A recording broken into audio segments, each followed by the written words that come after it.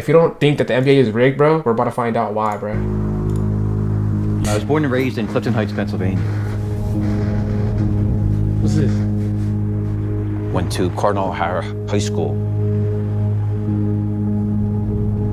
It's I not worked as rigged. a waiter in Lewis's restaurant. That's where my love affair with gambling began. It's not rigged. There was a gentleman who used to own supermarkets throughout the whole Delaware County. His name was Mike Rainier. One time, he was sitting at the bar and he was pretty fucked up. He looked at me and smiled. He goes, "You want to go out to Vegas?" He goes, "I need you to bring this package out for me, and I'll pay you $500. The package was $50,000. But he goes, "You got to strap it to your body." So I said, what do you mean strap it to my body? So lift up my shirt, got in the plane, and that's when it all began. What?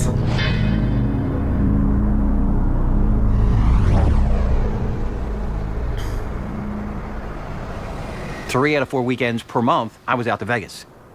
So I got paid to make bets. I got paid to drop off money. I'm like, fuck, I'm making a few grand a week. This was the American dream for a young kid. So as this time continued, I started to do some stuff on my own. I was working with a group at that time called the Animals. We called ourselves the Animals. We used to sit in the gambling office all day long and just book and bet. We would be betting hundreds of thousands of dollars on the games. People wanted our services because we had an array of outs in Philadelphia, North Jersey, Connecticut. They were long days. I mean, days we used to sit in the offices. In my early days, we were in the office 10, 14 hours, because we were so afraid that we left the office that we would miss a number. And missing a number cost us money. And we didn't like when it cost us money, it hurt our group. We built our company on inside information. Someone being in the locker room, getting that information. Getting that quarterback that was out all night at the strip club, fucking a stripper, okay, and he was all coked up, and he came to practice late in the morning. The basis of our company was built on. What? Damn, bro, so he was like the inside, what the fuck? He had the inside scoop and everything. The best information to capitalize on it, to make a score on somebody. So I'm getting the information. But me being my personality, an addictive personality, I wanted it all. So what did I do? I go get the guy with the golden goose.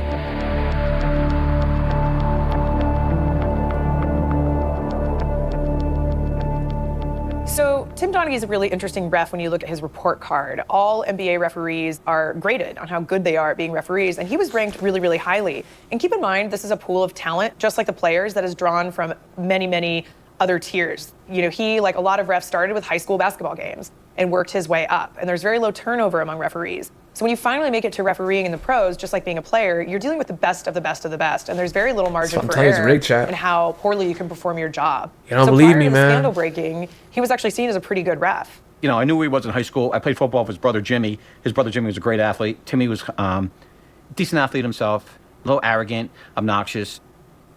I knew at this point he became an NBA referee. I knew who he was, and I didn't think at that point, here I am escalating up the scale in my life as a gambler that, I'm going to contact an NBA official. There was a few games that I thought that were noteworthy that he transformed. First, we're playing Charlotte Hornets, and I remember within the first quarter, Tim Duncan had 2 fouls called on him. They're going to sit him. That changes everything. I'm like, man, this guy can call a game great. So the arrangement that Donaghy had, so he was doing that shit beforehand. $5,000 for every win, and nothing. He had no losses if he lost. So in other words, he had nothing to lose. At one point, Jimmy Batista was calling Tim Donaghy Elvis, which speaks to how good he was at helping him win. Certain fouls weren't called at the beginning of the game. Certain travel calls weren't called, but it just wasn't him. It was like little friendly bets that they had amongst themselves. I played 15 years in NBA, started year 2000, ended in 15. Had a great career. Dealt with the refs a lot. Had a lot of interaction, some good, some bad. You might laugh and joke after the game, or you don't get some calls during the course of the game. You man, they did us in, but you don't really think that. You know what I'm saying? You not think that they are actually cheating. You know what I'm saying? That's not part of the thought process. You might, after the game, it's over. You know what I'm saying? But in this case, it was an ongoing thing. Tim Donaghy was not only just betting on the games, but he was also refereeing games in which he had a stake in the outcome. We also made a deal kind of that I said, there's got to be games that you're in the locker room, you know what's going on, you're hearing things, whatever. If you see a game that is something that we want to double our bet or triple our bet on, we're going to call it a schmaga. It was code words. So this is a significant word because schmaga was a Down syndrome boy that grew up with us that everyone loved. And everyone loved Joey, so we called him Schmaga. With our wins and The the Schmagas fuck? together, it was like over 227,000. 225,000 I paid him. One of the Well, things if you that's put him incredible 227 about how he ended up damn, getting he's caught paying- is it wasn't through the NBA's internal protocols, and it wasn't even because the FBI was looking for him. At this point, when you're taking millions of dollars out of the gambling market and people are pretty pissed, they're thinking that something's going on. In 2007, the FBI is investigating the mob, and Donaghy ended up being kind of a side character in what they were originally focused on. Damn, bro. The FBI section of the Gambino investigators had put up a wire through some sort of probable cause. I don't know what that was, but Tim was picked up with conversations between the other cooperator, and they then knew him. They just followed that and knew that there was a corrupt NBA official. What video? It's called Inside the Gambling Ring of the NBA Referee Tim Donaghy. They talk about how he fucking like rigged shit. I'm telling you, bro, if this happened before, you would think it doesn't happen now, bro? Like, come on now, bro. I got a call from my wife. She said, "You better come home." She said, "There's 2 FBI officers at the end of the driveway looking for you." So I came home, and lo and behold, I parked the car. The kids are in the driveway, and first thing I want to say, "Guys, go in. I'll be right in." You know, I didn't want to have it in front of my kids, and you know, we know you gamble. We're working with any type of NBA officials or handicappers or anything like that. And I said, I don't know what you're talking about. And he goes, "Come on, Chief. We know who you are and what's going on." And now one of my younger daughters came out of the driveway, Daddy. And you're looking at a good 25 years. And I said, "Listen, I really can't help you. I'm sorry, my friend. You can contact my attorney, Jack McMahon." And the news hit that referee Tim Donaghy had admitted that he had illegally bet on games he himself had officiated. For his crimes, Donaghy would spend 15 months in federal prison. Basketball is especially vulnerable to fixing in a way that other sports aren't. For referees, it's simple. To benefit one team, all they have to do is call fouls on the other team. And because fouls are so common in the game and so subjective and discretionary, fixing can be hard to detect. What's a game you think it's like the least But- fixed, bro? If you think about it, like, what's a game where you can't really fix or like give the player an advantage? What you know about Mitchell and Gobert? Because like I feel like in the games where like there's a referee that tells you, okay, this is right, this is wrong, it's always gonna be like somewhat, you know, biased. In an interview with ESPN after he was released from prison, the disgraced referee insisted he had never fixed any games. I was not actually in these games fixing the games and you know, throwing calls to win a bet. You expect us to believe that you did nothing to manipulate the outcome of an NBA game. Everybody's entitled to their opinion, but I can just go back and tell you again that the FBI and even the NBA concluded without a doubt that I did not fix NBA games. So then why the fuck did you end up in prison, dumbass? The fuck? The fuck? So you just went to fucking jail just because for fun or some shit? Donaghy continued to insist that he'd never blown his whistle with anything but the best and most honest intentions, only that he had wagered on his own games. In the absence of any concrete proof that he had fixed games, the Department of Justice never charged Donaghy with that crime.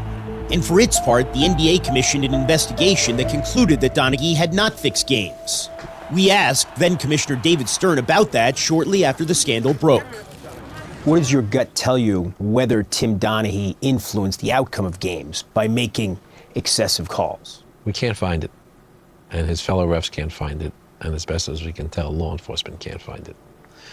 So I accept. So you're telling me, bro, you guys recorded how many games per year? And there's how many games per year?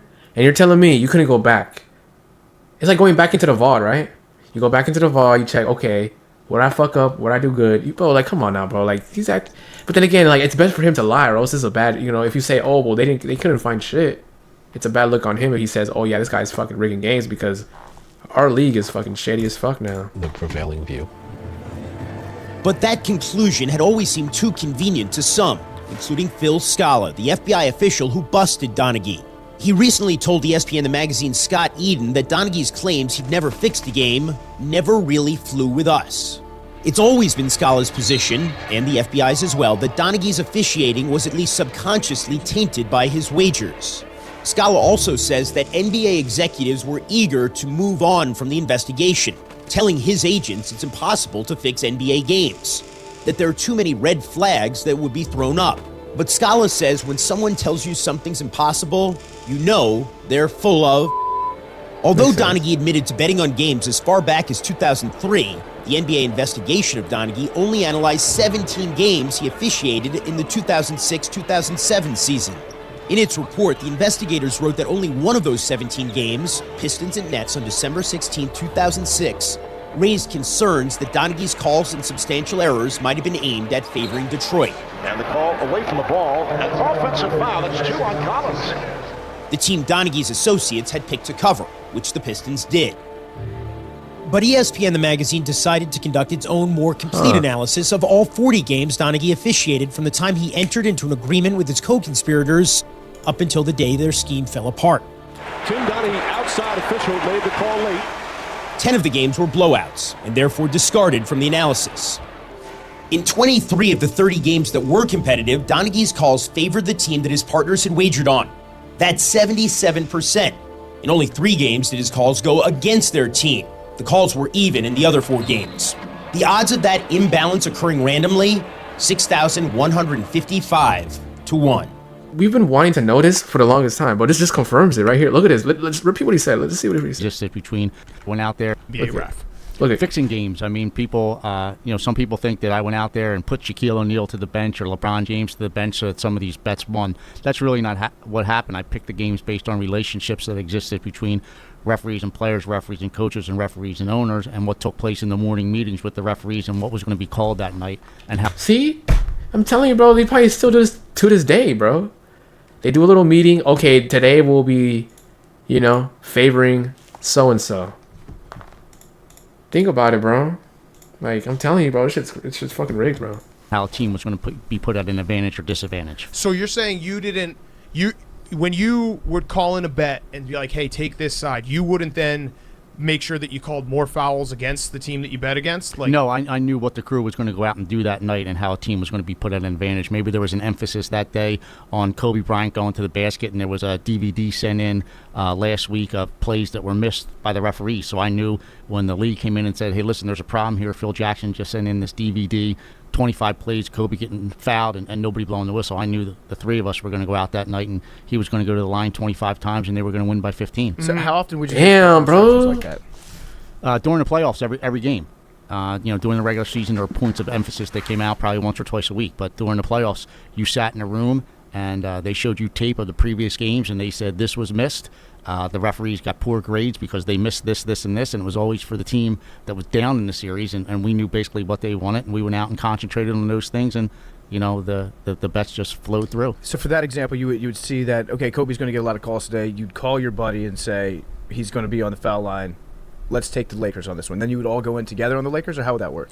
Definitely. I would just tell him. I didn't actually tell him why or what was going on. I would just say in a code, which is portrayed great in the movie, certain things of talking about Johnny or Chuck, which were Tommy Martino's brothers, in regard to if we're going to take the home or the away team. And we didn't really discuss how or why I was picking a game. Damn, they had some fucking code and shit? What the fuck? This shit was deep. Okay, so you pick a game, you tell them, when you're running up and down the court and you're reffing an NBA game, things are moving a million miles an hour. Are you the whole time thinking about this spread? No, because we won right out of the gate so many times. In fact, there were some points where Tommy and I really didn't care if we lost because we thought we were, so many red flags would be going up because, we won so much. Right. Was there ever a game when afterwards you were in the locker room and you're like, shit, that was really obvious. I did some stuff that's going to jump out on the tape? No, because, again, I wasn't doing anything that the league didn't want done. But you never, like in a close game when the line was getting down to it at the end, you never blew your whistle one time when it was maybe like, borderline. That would put, for me, if I were in your position, I would absolutely, even subconsciously, call more fouls, get it closer to covering the spread for myself. And you know what? That's a great word that you just use, subconsciously, because that's what the FBI, I wrote a book, and in the book, Personal Foul, I talked about all this, and that was one thing that he wanted in the book that subconsciously I could have affected some of these games that way, because he was writing the forward for the book and said I told the truth at every turn. So that word that you just used was the word that Phil Scala, one of the FBI agents, said could have happened subconsciously, which is possible. But I can only tell you that I didn't go out there and send Kobe or Shaq or some of these big stars to the bench. I just did within the rules what the NBA wanted to do, and I knew who was going to be put on an advantage or disadvantage. It's actually good information though, because if you think about it, okay, this happened like what 10 plus years ago, 10, 20 years ago. Dude, it's still happening to this day, bro. If it happened not that long ago, bro, it still happens to this day, bro.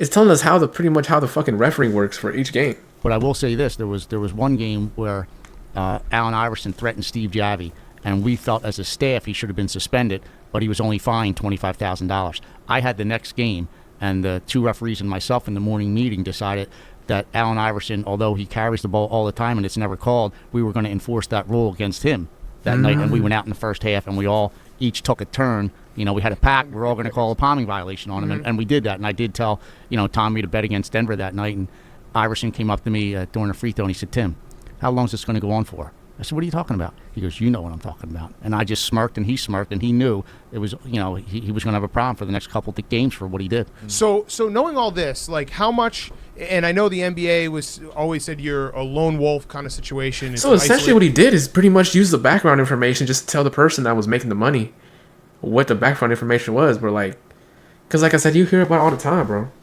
Yeah, that's pretty, bro. He's low-key spitting like some inside information that's kind of like, it makes you think about how the NBA actually works, bro.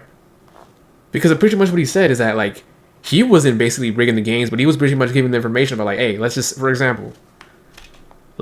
against Draymond Green today. Every little thing that he does, we're gonna call a foul because we know that he's so important to a team, and it's just a hypothetical situation. We're gonna make it so like it's gonna be harder for him and his team, which honestly it makes sense now that you think about it.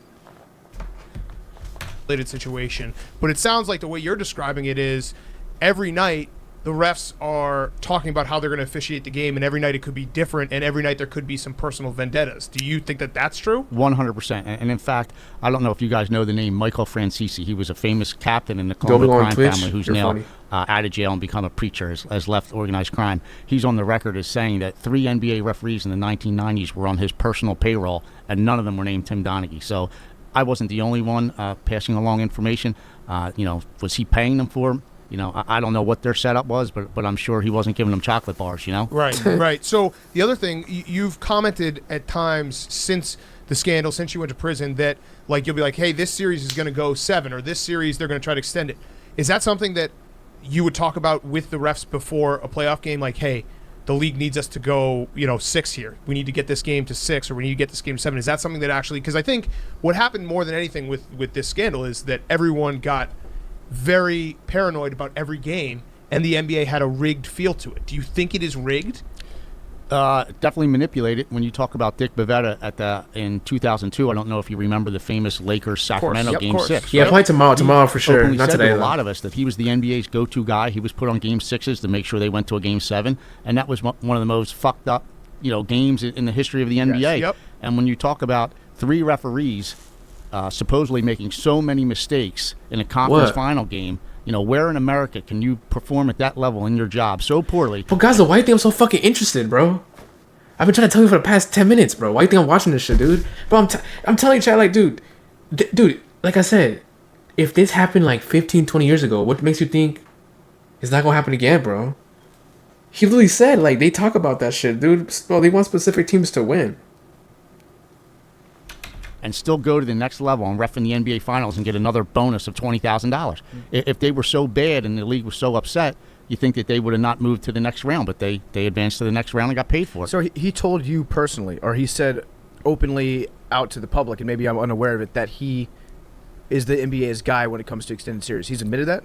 I don't know if he's admitted it, but he said it to a lot of us, and we all talked about it and laughed. In fact, when he was refereeing that game, we knew it was going to a Game 7. We joked. We would call each other on the phone and say, Bavetta's, watch him. Look what he's doing.